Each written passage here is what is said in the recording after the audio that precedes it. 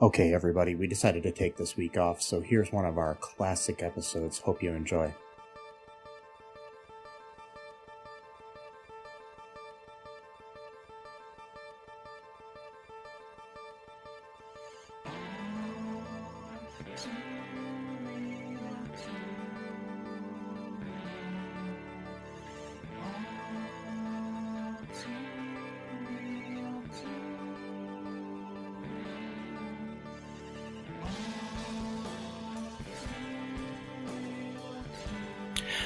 Okay, everybody, welcome to the latest episode of All2ReelToo.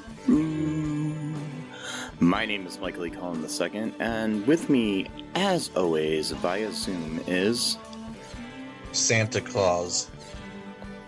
You're Santa Claus? Yeah. Have been this whole time, actually. Shit. Yep. So, when I was 8... and I wanted an Optimus Prime, and you didn't get me one. Why? That was because the Soviet Union had like their own version of Santa Claus, and he was stealing other presents. No, that was one of the ones, because that was really popular. And no, I'm just making it up. It's because Santa Claus isn't like a forever type being. They actually only worked for like 50 years, and they get replaced by another Santa Claus. So at that point, I wasn't actually Santa Claus. So, okay. So that person, for whatever reason, decided not to give you the Optimus Prize. I mean, Optimus Prize. Well, I guess it would have been a prize. Yes, so, the Optimus Prime. Yes. So, yeah. My other question is the movie The Santa Claus, starring Tim Allen, a biopic then? No, that's just a made-up piece of shit. Oh, but, okay. Yeah. No, I would not allow a person who is convicted of trafficking cocaine to portray me in any movie about my life or about my actions. Okay. Yeah. That's good to know. Yeah. Yeah. What if they were like a convicted murderer? That's fine. Oh, okay. I just don't like Tim Allen. So, no, I'm just kidding.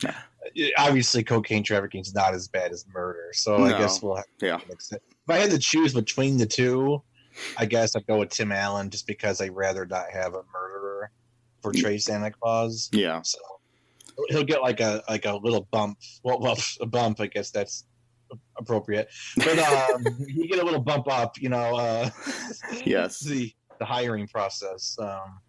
And he certainly would be getting higher from all that, energy going on. But the thing is, I don't really like Tim Allen as a person necessarily, but I do like him as an actor, so I'll give him that. He's pretty good. I mean, Galaxy Quest is a really good movie. Yeah. I mean, it's really cheesy, but it's a good movie. Yeah. Big Trouble is a really good movie. Yes. He is one of the very rare conservative actors who are actually funny. I mean, it's a very rare breed. It's yes, it is. I'm not trying to be mean. It's just factually true. Yeah, I'd go with like him and like Kelsey Grammer and a couple other people are pretty funny. Yeah. So but Kelsey Grammer though, he's like, isn't he like married to someone who's kind of like really really super like sexual though? Like, or not? Because I've seen interviews of him before where like I don't know, they're like talking. I don't know much about his personal life. So I'm just saying that usually that's like he's a rare breed even of itself, because usually they're very like prim and proper, at least in public, Yeah. And they're like, we have good values, or so he's an outlier too. I'm basically saying all the ones are just outliers. Yeah. to prove my bias. So but that's what we do. That's what we do now in this world. So yeah, prove our biases. And So speaking of the holidays, though, Mr. Santa Claus here, today we are covering, in our Direct from Hell series, the 2012 holiday classic, A Christmas Story 2. Yeah. The film is a direct sequel to the 1983 film that people consider a classic, unlike me. A Christmas Story. Yeah. And this ignores the events of the 1994 film My Summer Story, which was a sequel to A Christmas Story. Really? Did not know that. And also, it includes some of the events in the telefilm Ali Hopnoodles, Haven of Bliss. Sorry, I can't talk today. Which was another sequel to A Christmas Story. Okay. Yeah, which we should cover both of those for the podcast eventually. I never even heard of these other two. They're actually not bad. So, okay. And in all honesty, if I'm completely serious, this movie wasn't that bad either. But anyway, so no, it wasn't. And by the way, I just want to say I apologize if I'm alienating any of our audience by just immediately talking about political stuff in a freaking it's okay. Christmas movie review. But so we can just cut that part out if you want. Now I'm going to leave it in because it's us, honestly, you know. It's true. Okay. Mm-hmm. So I want to say something controversial, which is more controversial than what I said before. I actually think this movie's better than the original Christmas Story movie. You know what's really funny, Matt? I was going to say the same thing. I'm dead serious. Yes. Yeah. And I don't know if it's just because I've seen the original so many fucking times. Unwillingly, because my sister insisted on watching it constantly when we were younger. Yeah. To the point where I began to hate it. So it's just objectively not a very good movie. It's one of these things where it's like enough people decide that it's a cult classic, then other people jump on the bandwagon because they want to be part of the group, and then it just perpetuates itself in like a vicious cycle. Everyone says this movie's great. This movie's great. You gotta see it. You gotta watch it. You gotta watch it every Christmas. Tradition. But if you actually just watch the movie objectively, it's terrible. It's not funny. It's stupid. The actors are usually kind of dumb, except for like the parents. They're like the only good actors. All the kids are just idiots. It just I don't know. It's something about it. I just hate that movie. Yeah, and it's the same thing too with like my brother. Like it became like a Christmas tradition, and he thought I loved the movie. So he's like every Christmas, like, "Hey, want to come over to my house and we'll watch the Christmas Story?" I never had the heart to tell him that I think the movie sucks. So I just go over there every Christmas Eve for like 10 straight years, just sitting through this movie that I hated because he thought that I liked it. Well, you're a good brother. Yeah, I guess so. So I eventually told him, like, we gotta pick a different movie every, like Tommy Boy or Black Sheep or something that's not even Christmas related, because I don't really like Christmas movies that much. But see, if I have to watch a Christmas movie over and over again, it's going to be National Lampoon's Christmas Vacation. Yeah, that's a really good. That is my favorite Christmas movie. That or It's a Wonderful Life. I'll watch both of those. Yeah, those are good. Yes, yeah. Elf. I like Elf, but I've seen that a million times too. Yeah, so. Elf is good. There's a couple other. I'm trying to think of other Christmas. I mean, I do like the Santa Claus. So yeah, that's pretty decent. Yeah, Santa Part 2 is pretty good too. And I mean, of course, there's Jingle All the Way too.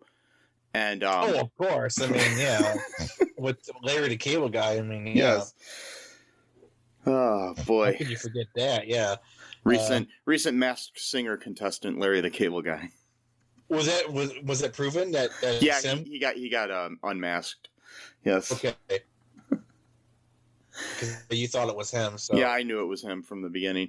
I could tell by his voice when he was singing. Yeah. Yeah. So okay, this so they decided, like what is it, like 30 years after the original to make another one. Yeah, it was like 29 years. Yeah. Yeah. Uh-huh. So, Mm.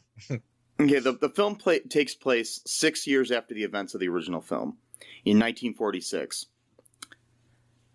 And Ralphie, our protagonist, now played by Brandon Lemasters, or no, Braeden, sorry.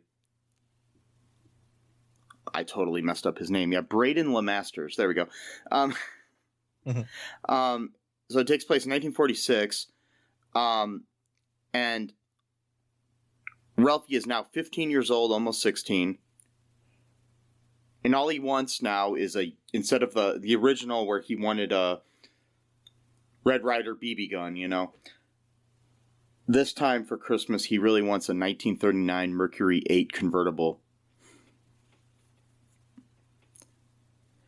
Yep. As you do.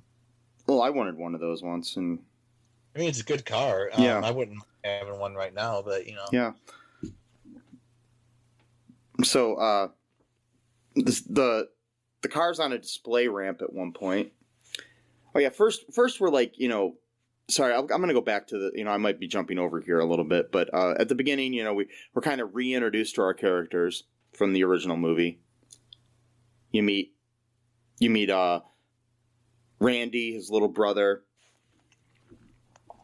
played by Valin Shinyei. I don't know if I'm pronouncing that right, but that's his name. And we meet him, and he's like obsessed with like Buck Rogers stuff. Yeah, he's like really into. He's like around the same age as like Ralphie was like in the first movie. Yeah, kind of. I think. He's grown up, you know, a little bit. He's got a little bit of more snark in this than he did in the original. So yeah, well, speaking of that, the whole for example, like the dad's personality is completely different than in the first movie. Like a little bit, yeah. Maybe it's one thing to have a different actor portray someone, but like does their personality just change after a few years? But whatever. I actually kind of like. That's the reason why I kind of like this one better, because like this dad is not as like angry and like, yeah, I don't know what the word is, like he's softer, I guess. Yeah, but yeah, the dad is played by, we meet him, Mr. Parker, the old man. We meet him. He's played by Daniel Stern, who people will know from Home Alone, among other things. Two, yeah, Celtic Pride. That's yes. you know. That's a classic right there. Not that great, but it's okay. Also, as the interesting fact, as the narrator of the original Wonder Years. Yep. Which was inspired by A Christmas Story.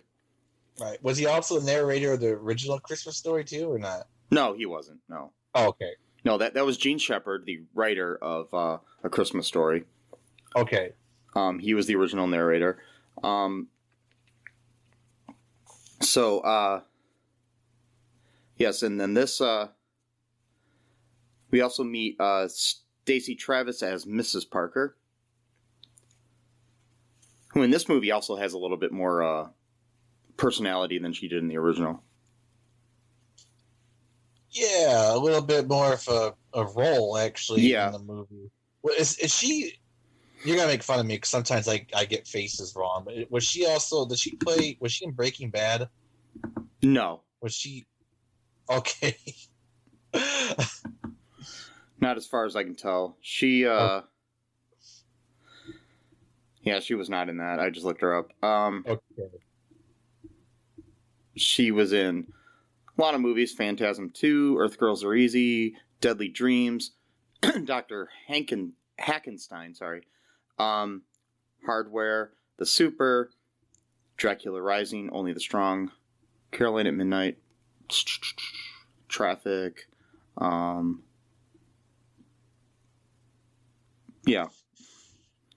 Only this we maybe we could cover that once. Only is Strong. I love that movie. That you want to talk about like a whole like underrated movie right there. I think that's one of them. I used to watch the shit out of that movie when I was a kid. I mean, like crazy amount of times. I even got the soundtrack and used to listen to the soundtrack at night before I went to sleep. Because it had like really cool like techno and hip hop music and stuff like that. I've never seen that. It's like a martial arts film, but it's like it's not like a typical one. It's a little bit more of like a streets, martial. It's hard to explain. Yeah. I'll explain it later. It's got Mark Dacascos in it. That's cool. Okay, interesting. Yeah. It one of my favorite movies as like a 10-year-old. Yeah, and we might cover that again for like one of our underrated films. Anyways, we also we finally meet, Braeden Lemasters as Ralphie Parker, who is now 15. Like I said, what he wants now is he wants a car, basically. At one point, he finds it when he goes to the car dealership with the old man, and he sees it in the garage. So, what happens there, Matt? Yeah, his dad. So was his dad like just wanting to trade in their car for another one or something? Is that what he was there originally? Probably, yeah, trying to trade it in or something. Okay. So he's off on his own, and he sees this really cool. I mean, it looks like all beat up, and so he thinks he might want to buy that car someday or whatever because it's figures he can get it for cheap because it's all like rusty and the windows are all dirty and whatever. But the like next day or two he's with his friends and then he sees that car being put on like a ramp or whatever, and it's like all shiny and nice looking now. So they're trying to figure out what happens. It turned out that I guess they were just gonna wash it or whatever, and then some guys looking to buy it. And then his friends, I think, kind of convinced him to go in, like, oh, just get inside the car or whatever. But then he sees that the dealer and the guy are walking towards the car, so he tries to get in the back seat and get out of the car. But then his pants get caught on like the gear or something like that, the stick shift or whatever, and then accidentally puts it in neutral. So then, predictably, the car starts rolling down the ramp and, almost causes multiple car accidents that could potentially harm or kill people. So that's sin number one of the movie. I had a whole list of things that he had done that were potential felons. Anyway, because I love doing that. Yes. But, so, of course, predictably, he doesn't get in an accident, but then at the last second, something falls on top of the car. Those usual antics. Yeah, it was like a reindeer statue falls onto it. Yeah, it just falls right through the convertible part of the car. The roof. Yeah, the roof, and then of course he owes money to the dealer now, and he's got to pay him $85.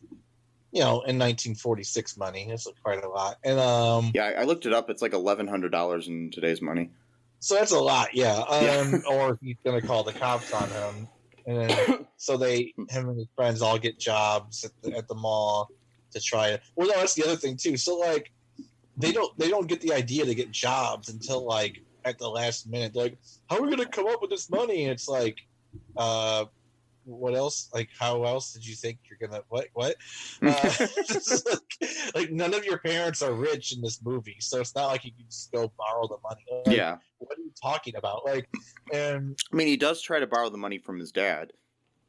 Well, yeah, his dad was like, well, imagine that. Imagine right now if you're like 15 years old, you just randomly ask your dad for $1,000. Like, what? Yeah. Like what for? For Christmas. You need $1,000 for Christmas? What the hell are you buying for Christmas for anyone to spend $1,000 on?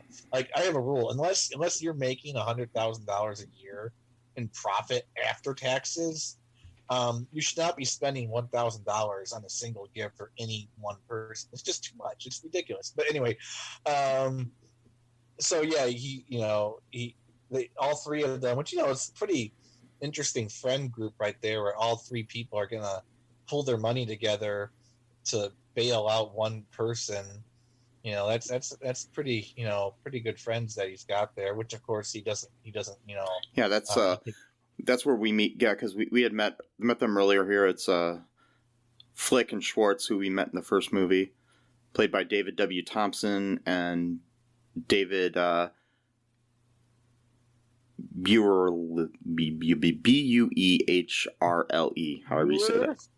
No, not Bueller. So multiple hate crimes are committed in this movie, as well as sexual harassment and assault. At one point, he smells this girl's hair. So he's basically Joe Biden. I think this was Joe Biden's origin story, actually. So, okay. So 18-year-old Joe Biden smells this girl's hair inside of band practice when he's playing the cymbals, and he literally just goes down there and sniffs her hair like nobody noticed shit. And I'm like, dude, like, what the fuck are you doing, man? Like this. I mean, I know it's before cell phones and everything like that, but like people can see you. You gotta lean over. Don't we all do that when we're kids? Oh wait, no, I'm joking. No. And by the way, I think that's the girl from Cobra Kai. I'm not sure. Maybe not. Probably wrong. But she looked kind of like. Well, no, because Cobra Kai started in 2018. Yeah, so that would be a whole 6 years before. Yeah, she's a lot older than that. So, yeah. Okay. She looked like, again, like I gotta think. For some reason, I see people, and to me, they look like someone else. Maybe not, but to me, they do. So in my mind, she's Cobra Kai. So that's my headcanon right there. So he goes stiffs to Cobra Kai girl's hair, and then the character's name is like a back. Character name is Drucilla. Okay. And she's played by Tiera Skovbye. I don't know. I'm bad at names. Look her up, though. I'm pretty sure it's her.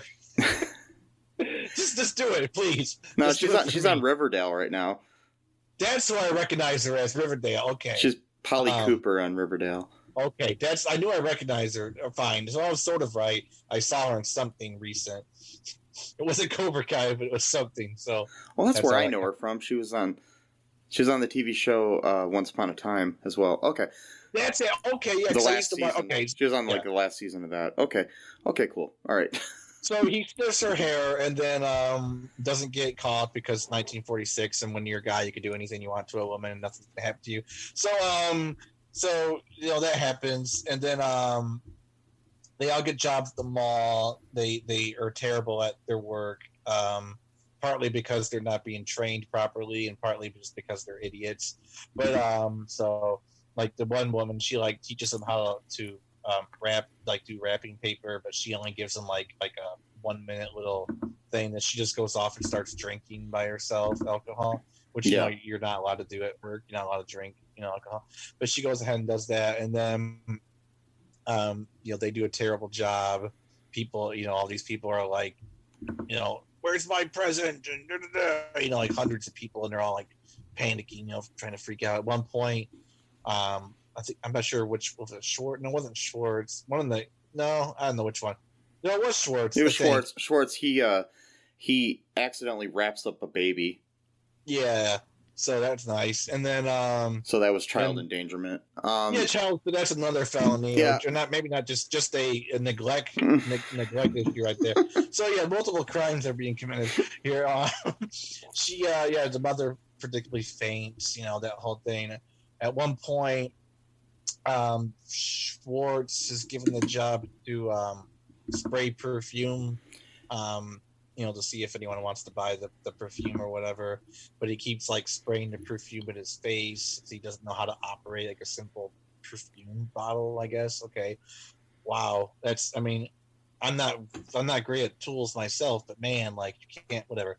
So like, yeah, because these in the store that he's working at is Higbee's, which was actually a Cleveland, Ohio store in the original It was which was used in the original movie, which was shot in Cleveland.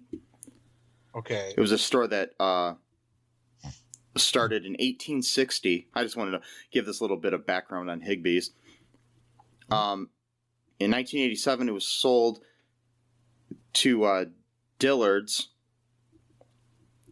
which they continued to run it until 1992 as Higbee, and then they rebranded it as Dillard's. So it's currently Dillard's. But they shot the original one in a Higbee's in Cleveland, because the original film was shot in Cleveland. This movie, however, was filmed in Canada. So yeah, I had an idea it was that. So yeah, we got that going on. Then there's like a B plot where the dad is always obsessed with saving money. He doesn't want to buy a new furnace. He doesn't want to. Yeah, I will point out that this is like one little point of the character in the original movie that they decided to make the whole basis of the character in this movie. Right. Yeah, exactly.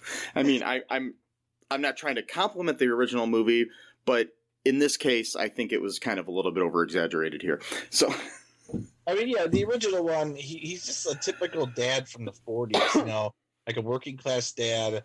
You know, they don't have a lot of money. You know, he tries to fix, you know, things himself because he probably can't afford it. That's the other thing, too. It's not like, I don't think in the original movie he was trying to save money. I think it's just that they couldn't afford like all this fancy shit or whatever, you know what I mean?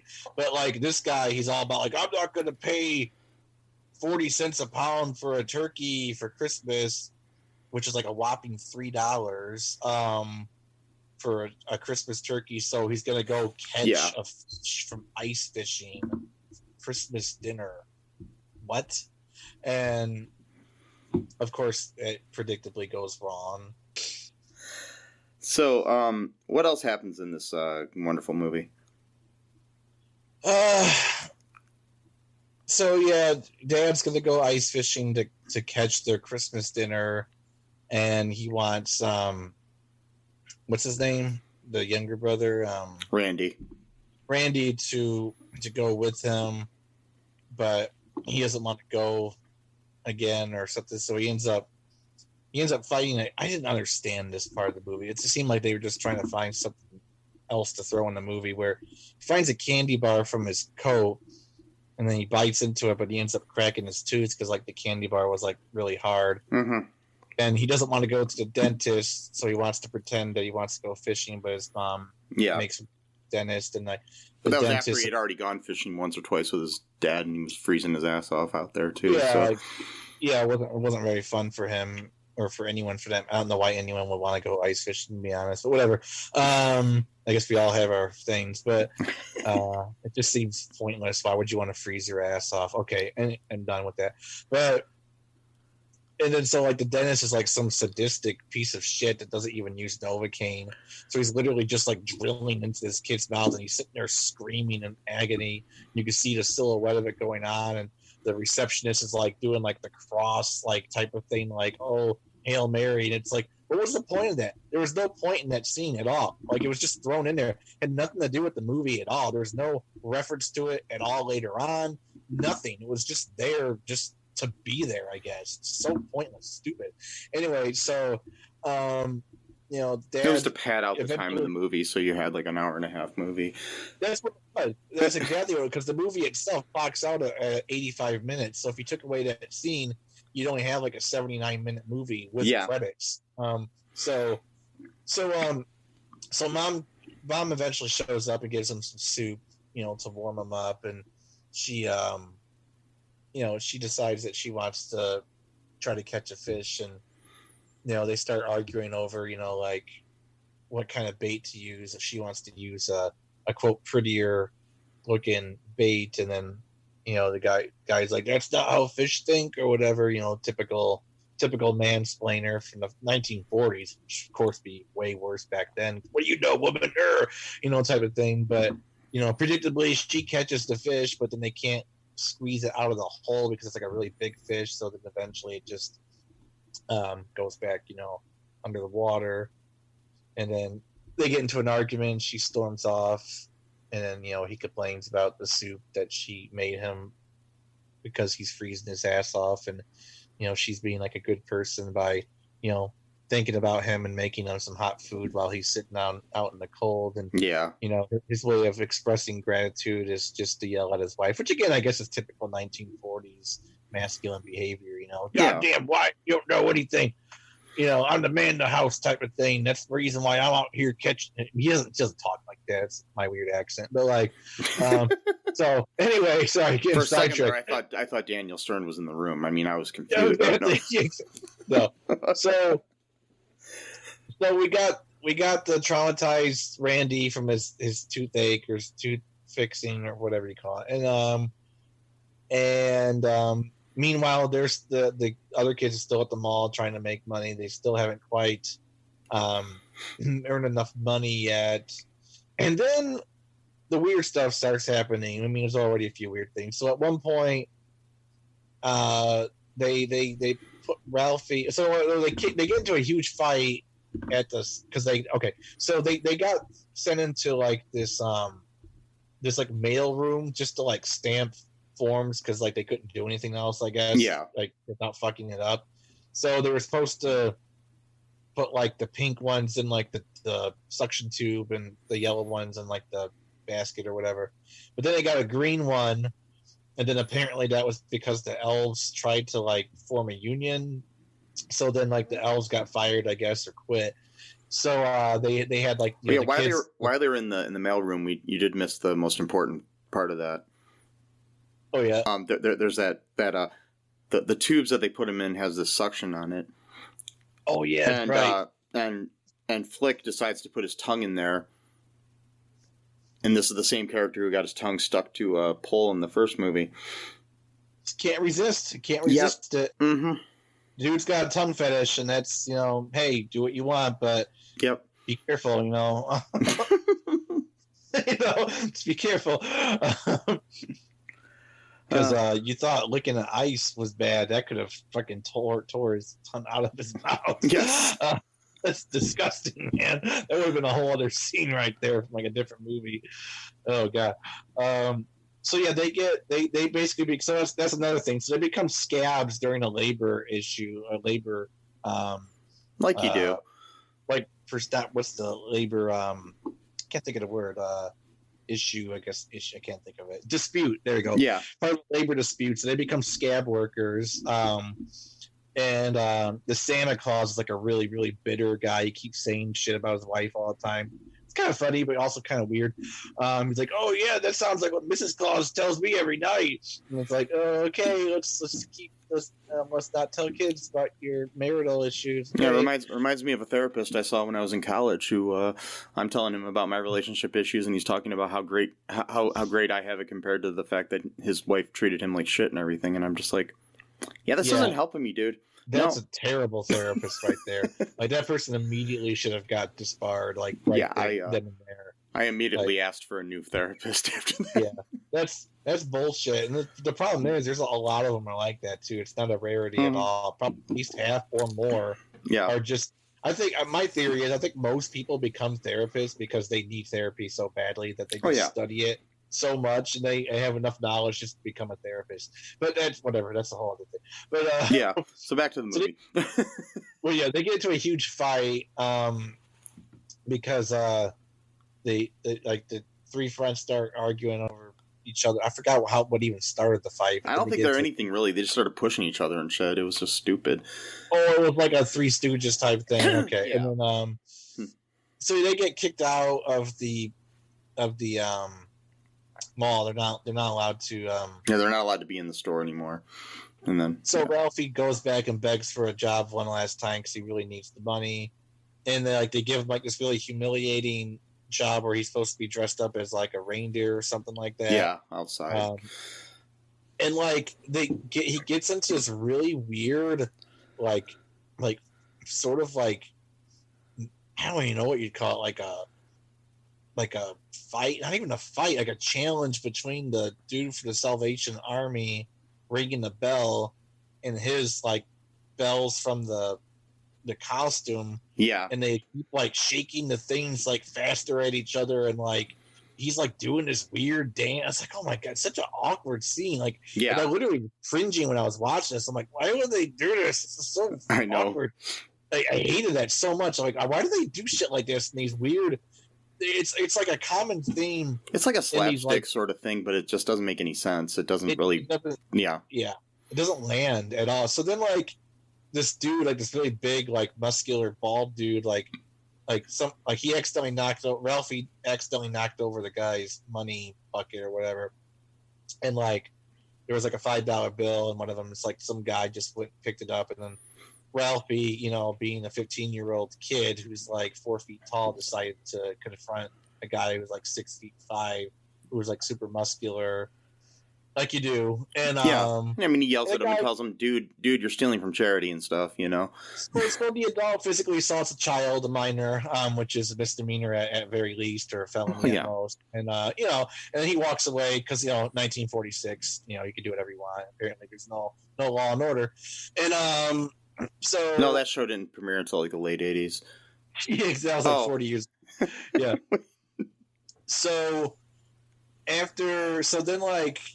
this is when the hate crime happens. So they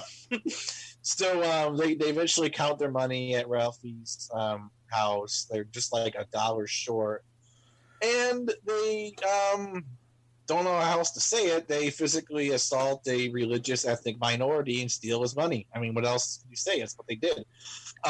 Schwartz Jewish. I'm not joking. No, I know. It's his lucky Schwartz buck that he had for like a day. But yeah. That he got for Hanukkah. Yeah. He's Jewish in 1946. The year the World War II ended, which was actually it's 1946. Yep, there we go. Yep. So for at least 6 years, they have known about the Holocaust currently happening. They may have not known about the extent of the concentration, but they knew that the Germans or Hitler. Yeah, I'm pretty sure that none of this. And they know their friend is Jewish, and they're like, "Hey, he's probably having all kinds of weird thoughts right now about being Jewish, and you know how like over in Europe right now they're rounding up all the Jews, like 18 different countries, and they're killing them, and they're putting them into ghettos and camps. Maybe, you know, in the spirit of Christmas, we won't gain up on him and steal his money, so he can pay." So Matt, these are 15-year-old boys. I don't care. It doesn't matter. People didn't watch the news back then. It's not like we only had the news like 10 years ago. People knew what was happening. Granted, they didn't have, you know. I'm just saying that I don't think the religious aspects came into play here. I don't care. A hate crime was committed. So, whether it was intentional or not, they basically assaulted a Jewish friend, and then they stole his money. Okay. However else you want to spin it, that's what happened. So they stole his money to pay off someone else's debt, which I guess that is kind of like anti-Semitism right there. Like, we're going to blame you for our financial problems, Germany, right? So basically, this is a microcosm of Germany versus the Jews right now. So Germany is in terrible financial straits due to their own capitalist economy that they fucked up so terribly. Then they exasperated by their debacle in World War I, which they really shouldn't have gotten involved in the first place. They got their asses handed to them. And then they came back crying into their beers. And you're like, you know what? I feel like shit. Who are we going to blame for our fuck-ups? The Jews. It's their fucking fault that we fucked up. And then we're going to steal. They stole their money. They literally closed down Jewish businesses. They expropriated, which that's just a fancy word for stealing. They expropriated their wealth, and they gave it to the German government to do as they saw fit with. So Ralphie and the other dude, so Ralphie, he might be like the Hitler of the group, and the other dude's like maybe Goebbels, I don't know. Flick is Goebbels. And then, so what we're seeing is a reenactment of the war in this movie. It's a really deep movie if you think about it. And I'm not making light of the Holocaust at all. I'm just like, I think you're reading way too much into this movie, man. Laughing because you make it sound like I'm making fun of, like, I can't help it. I'm not making fun of it. I'm just saying that, like, you could sort of see a metaphor for that into to pay off Ralphie / Germany's debt. Because it wasn't Schwartz that owed money, it was Ralphie that owed money. But so anyways, they get the lucky buck from him. Yeah. Plus, they probably thought, oh, he's Jewish, and Jewish people hoard money, right? That's their stereotype of Jews, right? So they're like, oh, well, who cares? He misses a buck. It's fine. We could take it from him. I bet you that was what's going on in their minds. So then 1946, I'm pretty sure. Yes. That's exactly what they were thinking in 2012 when they wrote this movie. Anyway, so yeah, but they're making a period piece stuff. Okay. So, speaking of the writer of the movie, he's also the narrator, Nat Maldwin. He is doing his best Gene Shepard impersonation. So, yeah, it was decent. Yeah, he sounds a little bit like him. But yeah, this was not based directly on any Gene Shepard story. It was originally an original one written by Nat Maldwin, and then the movie was directed by Brian Levant. Anyways, I forgot to mention that at the beginning of the show, so I thought I'd mention it now. So Ralphie decides to, go to the dealer and pay him off, after that. But on the way there, he sees this less fortunate family living like in an alley. Mm-hmm. And he takes them to, I believe, the same Chinese restaurant from the first movie. Mm-hmm. And buys them dinner. And so then he's not got enough money to pay the dealer off. But the dealer ends up letting him off the hook and says, "Yeah, I sold the car anyways." So yeah. And then we have the Christmas morning scene. Randy has to wear a sailor suit, much like the bunny suit in the first movie that Ralphie had to wear, sent from the same aunt. Yep. Yeah. And then we have a scene where the old man gets his leg lamp back, a new leg lamp. Not even sure who gave that to him. I still didn't understand that. Was that Ralphie that bought it? I'm confused. Ralph bought his dad the pornographic lamp, yes. Okay. Yeah. So that's interesting. That's another crime right there, buying pornography as a minor. So add that to the list right there. And whoever sold it to him also committed the crime. So, again, 1946, that would be considered pornography. I'm just going by their standards, Mike, okay? 1946 standards, that was a very racy type of lamp. It'd be like the equivalent today of having like a big boob lamp just sitting there like in front of the window, How'd you know what I have in my window? I don't. I'm just saying.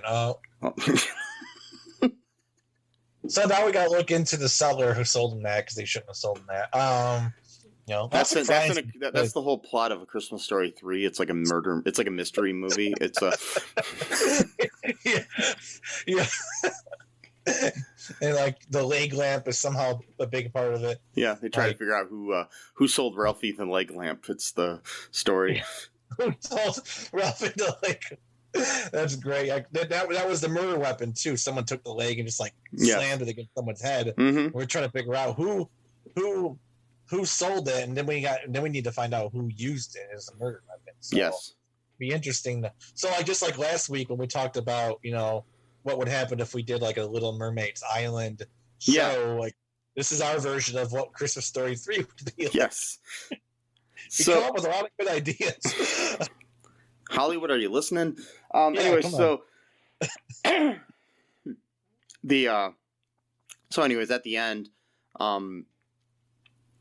Ralphie ends up getting that car as a gift from his dad, or from Santa for Christmas. Ooh, Santa, yeah. Yeah. And so then we have a scene where he's out in the parking lot playing with the car or whatever, and it starts rolling down, and and then Drucilla comes by, and she helps him stop it from rolling back or whatever, and then she tells him that she saw what he did when he got that $5 back from that guy at Higbee's, in front of Higbee's, for charity, and how it was like, meant a lot, and that her and her boyfriend have broken up basically. And then he asks his dad through the window if he can take her for a ride, and so they go around the block once, and then we have the credits. Yeah, but before that, I want to get into the racial slur. So it's not enough to beat up his Jewish friend, steal his money. That's like kid stuff to him. He's already advanced onto bigger, better things. So like at one point when he's checking out the car, I kid you not, I had to rewind this a couple times actually to make sure I heard it correctly. So he's checking out the car. And he's talking about all how the noises it make, and he says, and I quote, "There were more rattles than an Irish nursery." What the fuck? Like a 2012. Like, granted, it's a period piece, so I guess we gotta make it as accurate as possible, right? The stereotype. I get the stereotype. It is that Irish people have a lot of children. No, I understand that's a stereotype. Like, it's still a racial slur, though. I know. I'm just saying it's a pretty big one. I mean, like it's like it was phrased so weirdly that I didn't really get it at first. And I'm like, it's 1946. Well, I know, but then you were complaining about the anti-Jewish stuff being well. There you go. I mean, it was a period piece, so you gotta be as accurate as possible. I'm just saying you gotta be consistent. You can't be like, oh, it's okay if it's anti-Irish but not anti-Jewish. No, it's all gotta be okay or all be wrong. No, I'm just saying, as an Irish man, I wasn't offended. But okay, so one person, as long as one person signs off, it's fine. Like Mateo says in Superstore. Yes, exactly. Okay, Mike Colin second says anti-Irish jokes are fine, everyone. So have at it. I don't think it's really anti, though. It's talking about the fact that they have a lot of children, which they did. Come on, dude. It's a slur, you know it. If you go and say that in front of an Irish person, just see how they would respond. Yeah, some of them might think it's funny, but you never know who you're going to run into. I'm saying it's not as bad as some other things that they could have said about Irish people. No, it's not. They could have said like drunks or or whatever else. Yeah, I understand that. Yeah. But like I swear to God, I remember was it Gangs of New York when Bill the Butcher kills that guy with his club, and then he marks because the guy used to mark every time he killed someone with the club, which is very interesting, and he put a little notch on it. Yeah, and then he goes burn his body, see if his ashes turn green. I'm like, holy shit! Yes. I'm like, god damn. Okay, so you ready for some trivia here, Matt? Yeah. Okay. As I said earlier, Daniel Stern plays the old man. He was the narrator of The Wonder Years, which was itself inspired by the 1983 A Christmas Story. So, yeah. But much better than The Christmas Story. Yes. The narrator stated that the car, a 1939 Merc, had 132,000 miles on the odometer. Odometers in cars did not read up past 99,999.9 until the 1980s. Uh-oh. Yeah. Prior to the film's release, the trailer was panned. Despite the title of A Christmas Story 2, this is the third film to follow A Christmas Story. Coming after the 1988 Ali Hoopnoodle's Haven of Bliss, and It Runs in the Family, also known as My Summer Story. However, those films are now considered non-canon, I guess. I don't know, whatever. I didn't know there was a canon to the Gene Shepard universe, but whatever. Exactly. Yeah, almost all the gags in the film were inspired by the original film, they say. So, and like I said earlier, in 1946, the $85 needed would translate to $1,100 in 2020 money. So, like a year ago it would have been. Yeah. So that reminds me. So you said that $3 back then for the turkey would have been about $50, right? It was like 58 or something. Yeah. Okay, so I don't mean to interrupt, but I was just thinking about this. So he owed $85, right? Yeah. And he came back. He only had $35 left. So that's $50. Mm-hmm. And if $3 back then amounted to $58, then how much did he spend on dinner? Like $1,000? Like no, like I'm gonna be a quiet $1,000, but like that's a lot of money to be spending, even for a family dinner. I mean, how big was that family? Maybe it was an Irish family, since you're okay with Irish slurs. You know. Here's a public service announcement to people here. Michael Edward Cullen II, which is me.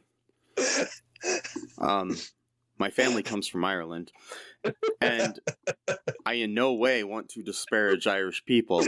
I love Irish people. I know. Irish people are my heritage. I know. But as are German people. Wait. So I'm going to divide 50 by 3, right? Yeah. So that's $16.6. Okay. So that would then mean that I'm going to times 50 each time, right? Okay. So time, right, about $58. Okay. So that means that Ralphie, in today's money, would have spent $966.67 on one Christmas dinner. What? And this was like a diner. This wasn't like some fancy. So how much did he restaurant. spend? Huh? How much did he spend? He spent about $50 of that times money. And you said about back then that $3 would have like $8. Okay, so 58 divided by 3. Oh, sorry, I was wrong. That's $19. Okay, so 19.33 times. So like $50 from that time period would be a $703.36 today. Okay. All right. Well, damn. So that's still okay. That's still a lot of money to be spending on a Christmas meal. How much do you think he spent on the family? Oh wait, hold on a sec. Well, he owed 85 and he came back with only 35, so that meant he spent about $50. Yeah, so $50 would have been about $730 some dollars. Yeah, so we spent $700 of today's money on and this was not a fancy restaurant. This was like a Chinese diner type restaurant. That's a lot of money to be spending on one Christmas. I mean, what do they order? Like the entire menu? Like, and even then, I don't think they would have been able to spend. I mean, they would have literally took inventory of the whole restaurant and still had some money left over. Yeah, something tells me they weren't really thinking this through when they decided how much money that would be left over. I don't care. It's whether it's a directed movie sequel or not. They need to pay attention to these little details. They have to. Yes. If they don't, then it ruins the whole thing for me. No, actually, it doesn't, because it gives me more to talk about, which fills more space. So yes. You know. So, do you want to hear some reviews for this movie? Yes. Okay, so we got one here that's called "Still Hated It" by Eric Stevenson in December 18th of 2017 here on the IMDb. It's a 4 out of 10. I think there were some other sequels to A Christmas Story, but this is the only one with a 2 in the title, so I'll just review this. Well, this is the end of Christmas month. I couldn't find enough Christmas movies for the full month. I didn't know you had to legally watch a Christmas movie every day in December or something, but I guess so.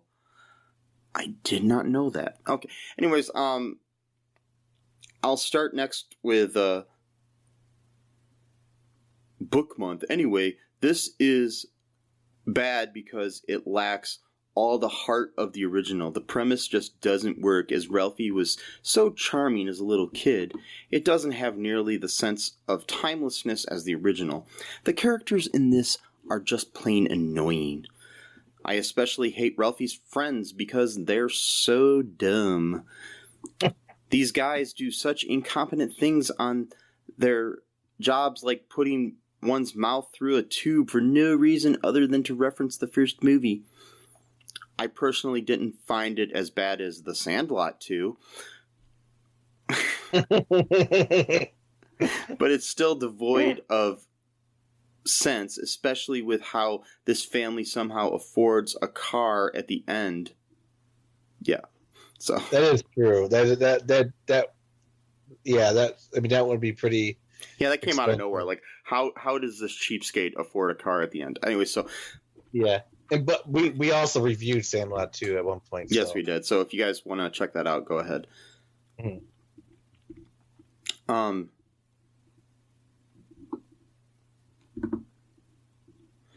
Yeah, I'm trying to find any other decent reviews. Like, nobody liked the movie, so. Weird, because I think it was better than the original. Yeah. Here's bad, one. It just wasn't good. Here's one. Okay, a 7 out of 10 from Cat Farmer 1358 on November 25th of 2018. Yep, holiday movie. They always watch it on holidays or near holidays. Okay, I know I'm probably going to get hard. The headline is better than the first one. I know I'm probably going to get hard for this, but this film was much better than the first one. I felt the first one that the dad was a real jerk and abusive to his kids, and while the dad was a little bit like that in this film, at least Daniel Stern toned down and made it humorous. Yeah, he was softer. Yeah. So yeah, that I don't know. The rest of these are all like, it's absolutely horrible. You know, why'd they make this? You know, stuff like that. You know. You want horrible? How about half the things we have reviewed and subjected ourselves to over the past 3.5 years? Yes. Jingle All the Way 2. What was it? Tooth Fairy 2. Both Larry the Cable Guy films. Yes. Incidentally. Well, at least the old man wasn't played by Larry the Cable Guy. I wouldn't even watch it at that point. I'd just be like, no, I'm just going to read about it, and then that's it. Mm-hmm. Take the word for it. Little Mermaid's Island, 2 episodes. Mm-hmm. You want bad? Watch those. You come to us for bad, you know? Yeah. So, yeah, would you recommend anybody watch this movie, Matt? Not really. It's not bad. It's just that it's not good, and it's like there's nothing to it. Like, you know, like there's some things you watch that are so bad, but they captivate you because of how bad they are. You know, this movie's just bland. It's just like it's not good or bad. It's just kind of there. It's just sits there, kind of like a pizza that's not quite spoiled yet. It's just not that good. Technically, you could eat it. Yeah, it's like you'll still eat pizza. You'll still eat a bad pizza, but you know, like my thing is with this, if somehow you're stuck in a bunker somewhere at the end of the world, and somehow this is the only DVD you have, you might want to watch it a couple times. It'll be okay. Yeah, I mean, at that point, you would watch anything. I mean, you'd watch, you know, a piece of shit just sitting there. I mean, if you had to, but I wouldn't recommend it. But no. So it's an end of the world movie. If there's no other movies left over, go ahead and watch it. Yeah. One time. Yes, it won't kill you. And then you might find another box that's got like all the seasons of Two Broke Girls, and you can watch that as well. So. Yeah. Or you can shoot yourself. And wow. Again, a public service announcement from Michael E. Cullen II. I do not condone suicide in any way whatsoever. Okay, so yeah, or any kinds of self-harm, rather. Yes, exactly. So another public service announcement. I also do not condone watching any bad movies if you don't want to, but if you do, go ahead. So anything else, Matt, before we wrap things up here? Have a good holiday season. Yes. Apparently now we have holiday seasons. Yes, it's November, so we're already celebrating. You know, they're playing Mariah Carey, singing Christmas carols all over the Walmart and the Kroger's and all that stuff now. So it's Christmas. Yep, Christmas is 2 month long holiday now. So yes. You know, 'tis the season. That even has Ramadan beat by a whole month now. So, Yes. you know, at least Ramadan, it makes sense for it to be a whole month because that's the whole holidays, a whole month. That's what the point of it is. Yeah. So, yeah. I mean, even Hanukkah's longer than Christmas. It's 8 days. Christmas is one freaking day, people. So, yeah. And I think the Egyptian Christians, they celebrate it in like January 14th too. So like, yeah. You know, they're like, no, fuck this shit. We're not going to celebrate this like, you know, when it's all commercialized. And well, that's not the reason. I don't think they did it because you know, it's a battle that. But anyways, anyway, hope you guys have a good holiday season. Good Thanksgiving. Good, you know, Hanukkah, Christmas, whatever you celebrate. And I'm fine with saying happy holidays. And that's not a war on Christmas by any means. So, oh yeah. So, folks, make sure you go to all2reeltoo.com. Check out all of our links there to our social media and our Patreon and our TeePublic and everything. It's all linked there. It's also linked on our show notes here. You know, tell your friends about the show. Give us a 5-star review on Apple Podcast. You know, don't you know, do anything that I wouldn't do. And yeah. Be merry, be bright, wear a condom, and bye-bye. Thanks for listening to All2ReelToo podcast, a Cullen Park production. Produced and edited by Michael E. Cullen II. Music by Matthew Hawes. Subscribe and share the show. Visit us at cullenpark.com.